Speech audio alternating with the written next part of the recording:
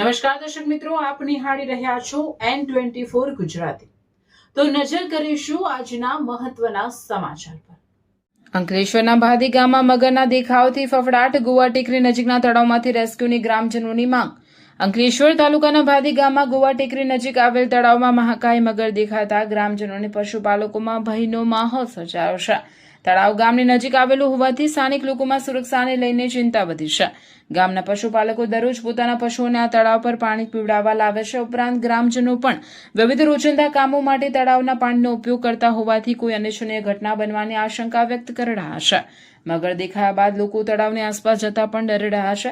આ પરિસ્થિતિને ધ્યાનમાં રાખીને ગ્રામજનોએ વન વિભાગને તાત્કાલિક કાર્યવાહી કરવાની માંગ કરી છે। તેઓએ તળાવ નજીક પાંજરું ગોઠવી મગરને સુરક્ષિત રીતે પકડી તેને માનવ વસાહતથી દૂર આવેલા યોગ્ય કુદરતી આવાસમાં સ્થળાંતર કરવાની માંગણી કરી છે। હવે સૌની નજર વન વિભાગની કાર્યવાહી પર છે કે તે કેટલી ઝડપથી રેસ્ક્યુ ઓપરેશન હાથ ધરી ભાદી ગામના લોકોને ભયમુક્ત કરે છે।